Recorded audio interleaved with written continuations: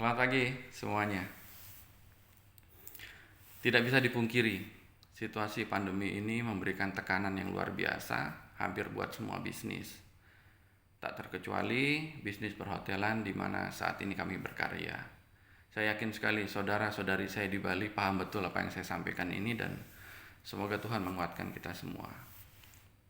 Tekanan yang berat tersebut dialami hampir semua orang, termasuk kami yang ada di sini. Oleh karena itu, sekitar 4 hari yang lalu, saya kumpulkan sahabat-sahabat saya yang biasa membantu kami dalam keseharian sebagai manajer di sini. Saya melontarkan sebuah pertanyaan kepada mereka. Tolong bantu saya. Ingatkan saya apa yang biasa kita sebut sebagai rejeki. Nah, di sini cepat sekali.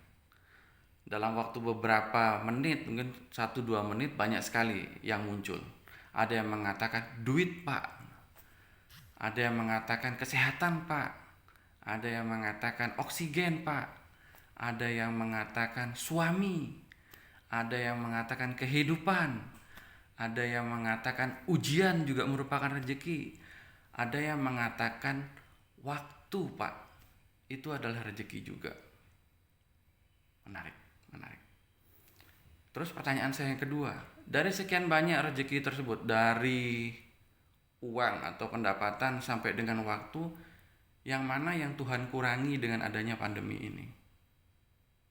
Semuanya sepakat menjawab pendapatan, Pak. Oh iya, benar. Bagaimana dengan waktu ya? Apakah jatah waktu kita yang 24 jam itu sebelum dan setelah pandemi ini berkurang? Nah, kita sadari ternyata tidak. Sebelum pandemi, waktu sehari yang diberikan Tuhan pada kita itu 24 jam. Setelah pandemi, tetap 24 jam. Nah, di sini kami sadar bahwasanya ada kesempatan yang besar di sini dengan waktu yang sama ini. Memang Tuhan kurangin pendapatan sebagian besar di antara kita. Tetapi ternyata jatah waktu yang 24 jam sehari itu tidak Tuhan kurangi. Nah, di sini kita bisa isi. Kita temukan kemarin bareng-bareng sama-sama. Bagaimana caranya kita bisa mengisi 24 jam waktu yang sama sebelum dan setelah pandemi ini. Sehingga kami menemukan ada beberapa, 4 atau 5 poin. Yang pertama, dengan jatah waktu yang sama 24 jam ini bisa kita manfaatkan untuk mendekatkan kedekatan diri kita dengan Tuhan. Memperbaiki hubungan kita dengan Tuhan. Ini yang pertama. Terus kedua, ternyata dengan waktu yang sama yang 24 jam ini bisa kita manfaatkan untuk memperbaiki kesehatan kita. Memilih pola-pola kebiasaan yang lebih sehat buat kita. Pola makan, pola istirahat, pola pergaulan, dan lain sebagainya.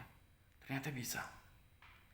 Terus yang ketiga, ternyata waktu yang 24 jam yang sama sebelum dan setelah pandemi ini bisa kita manfaatkan untuk menambah keilmuan kita. Belajar sesuatu yang baru. Belajar tentang hobi, belajar tentang bisnis, belajar tentang apapun yang mendamaikan hati kita. Ternyata bisa juga kita gunakan 24 jam ini. Belum cukup di situ. Ternyata waktu yang 24 jam ini bisa kita gunakan untuk memperbaiki hubungan kita dengan keluarga, memperbaiki cinta kita, bakti kita dengan orang tua, memperbaiki kesetiaan bagaimana kita mencintai pasangan kita, dan memperbaiki bagaimana kita membina hubungan dengan anak ataupun saudara kita. Ternyata masih bisa juga. Ternyata nggak cukup sampai di situ.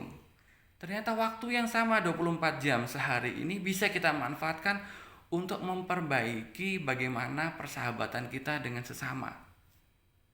Kalau kita tidak bisa menambah sahabat baik buat kita, minimal kita berusaha menjadi sahabat baik untuk seseorang. Nah ini, tiba-tiba dunia menjadi lebih cerah. Ternyata ketika satu pintu Tuhan tutup, bukan tutup ya, dikurangi, Tuhan bukakan pintu-pintu yang lainnya. Dan kita sepakat kemarin, yuk kita coba untuk menggunakan waktu yang betul-betul tidak dikurangi oleh Tuhan 24 jam sehari itu dengan hal-hal yang kita sampaikan di atas tadi. Dan semoga dengan itu nanti Tuhan juga memperbaiki pendapatan kita. Gitu ya teman-teman ya. Ini mengingatkan diri saya sendiri dan siapa tahu juga bisa bermanfaat buat teman-teman sekalian. Tetap semangat, semoga Tuhan bantu kita semua. Salam.